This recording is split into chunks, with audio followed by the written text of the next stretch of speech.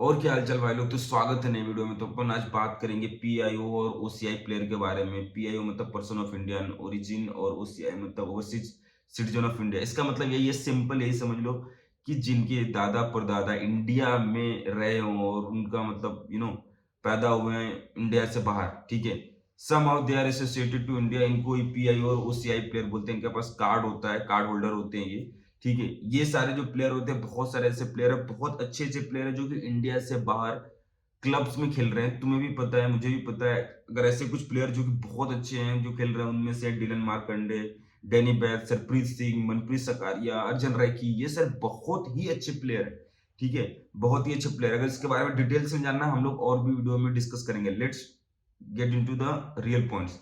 तो पॉइंट ये है कि कल ही मतलब कल्याण चौबे ने एक ट्विटर हैंडल से डाला कि हम लोग गवर्नमेंट ऑफ इंडिया को अप्रोच करेंगे, उनसे बात करेंगे 24 पीआईओ प्लेयर को लेकर, कि ये 24 पीआईओ प्लेयर को एक्सेस मिल जाए कि वो इंडियन नेशनल टीम को रिप्रेजेंट कर सके। उन्होंने ये भी बोला कि दो जो वांट टू रिप्रेजेंट इंडिया, वो they can write to us, मतलब एआईएफएफ को राइट लिखे कि हम भी मतलब रिप्रेजेंट करना चाहते हैं इंडियन नेशनल टीम को। तो उन सारे प्लेयर को भी, और सारे ढेर सारे प्लेयर उनको भी बोला गया। लेकिन अभी राइट ना उन्होंने 24 का उन्होंने एक सीट बनाया है कि इन इन प्लेयर के लिए बात की जाएगी। तो देखो, ये जो गेम है ना पीआईओ चाहे उससे, ये नया गेम नहीं है। अगर तुम नए हो तो तुम्हें बता देता हूँ कि ये बहुत पहले से चली आ रही है, कई बार बातें हुई है और हर बार ये बात उठती है, आग लेती है, धुआं छोड़ती है और चली जाती है। ये और 2018 में इवन बहुत सारे प्लेयर का लिस्ट बनाकर गवर्नमेंट ऑफ इंडिया को सेंड किया गया था और कुछ हो ही नहीं पाया।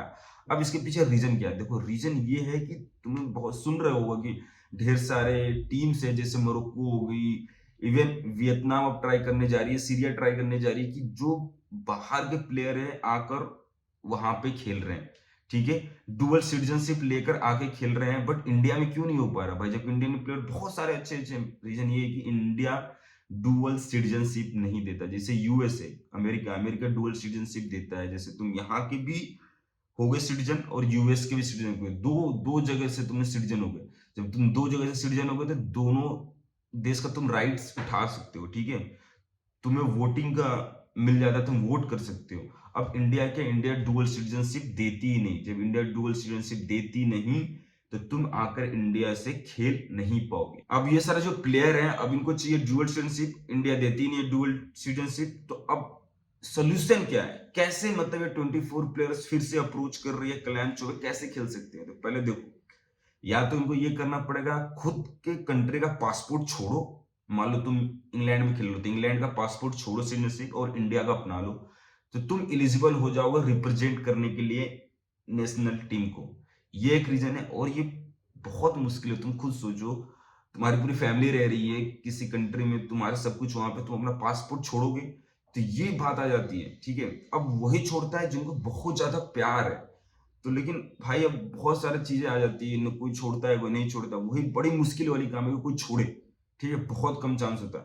अब कल्याण चौबे फिर से गवर्नमेंट के पास गए हैं, फिर से वही बात आएगी, फिर सरकार मना कर देगी, भाई हम तो नहीं देंगे डुअल सिटीजनशिप, ठीक है, हम तो नहीं देंगे। रीजन क्या है कि अगर तुम डुअल सिटीजनशिप दे दोगे, तुम्हें संविधान में चेंज करना पड़ेगा। चेंज करना पड़ेगा, जब तुम कुछ प्लेयर को दे दोगे तो बहुत सारे आ जाएंगे पॉलिटिशियन या जो सिस्टम को खराब करना चाहते हैं, भाई हमें भी दो, जब उनको दे दियो तो हमें क्यों नहीं दिए, क्योंकि ये तो डेमोक्रेटिक चीज है, तुमने उनको दे रहे हो तो हमें क्यों नहीं दे रहे। तो बहुत कुछ प्ले में आ जाएगा, संविधान चेंज करना पड़ेगा। तो ये एक बहुत बड़ा दिक्कत है। अब देखो, कल्याण चौबे दोबारा से गए हैं गवर्नमेंट ऑफ इंडिया के पास, और कल्याण चौबे का रिलेशन बीजेपी से बहुत अच्छा है, क्योंकि रूलिंग पार्टी है।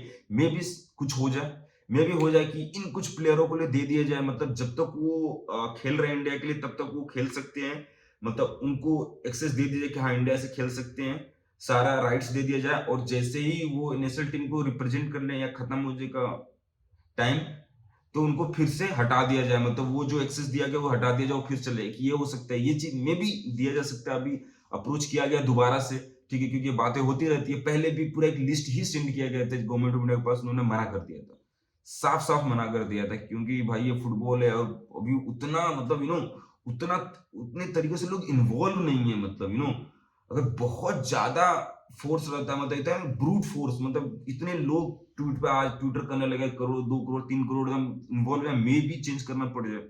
चेंज करना पड़ जाए, क्योंकि तब वोटिंग की बात आ जाती है, इतने लोग सपोर्ट में आ जाए, उतने लोग भी सपोर्ट में नहीं है अभी राइट नाउ फुटबॉल को लेकर, तो एक वो दिक्कत है।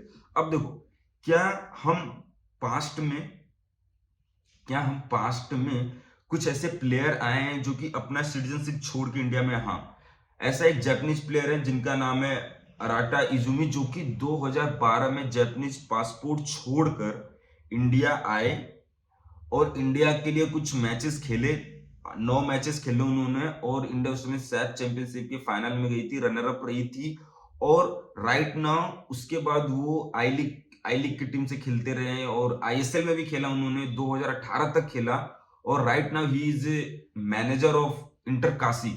तो ऐसे प्लेयर है, अराटा इजुमी नाम इनका, वो अभी भी इंडिया में है और उन्होंने इंडियन नेशनल टीम को रिप्रेजेंट करा है। Right now is coach of inter Kashi. तो ऐसे ऐसे लोग हैं, ऐसे देशभक्त यहाँ पे पड़े हुए हैं।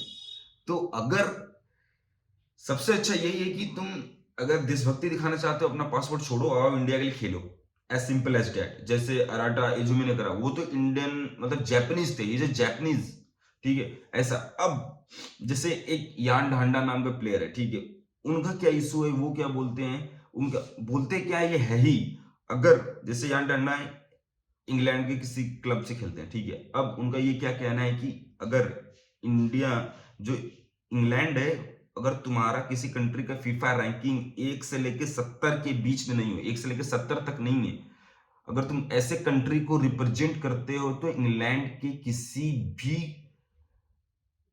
टूर्नामेंट में तुम नहीं खेल सकते। EPL, second division, third division, किसी में तुम रिप्रेजेंट नहीं कर पाओगे किसी भी टूर्नामेंट में, ठीक है।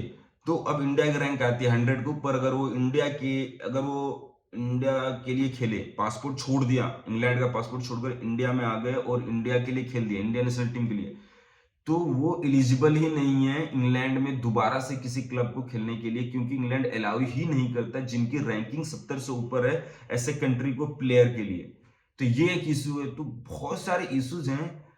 होप फॉर द बेस्ट कि इन 24 प्लेयर को लेकर अप्रोच करा गया गवर्नमेंट ऑफ इंडिया। अगर government of India right now interest दिखाए और कुछ सोल्यूशन लेकर आए, तो that is good for us, और एवरीवन नोज दिस कि डाउन द लाइन सब चाहते हैं इंडिया अच्छा करे। तो यही मेरा टेक है पीआई और ओसीआई प्लेयर पे। तुम्हें क्या लगता है? तुम बात कमेंट सेक्शन में लिख सकते हो। तब तक के लिए बाय।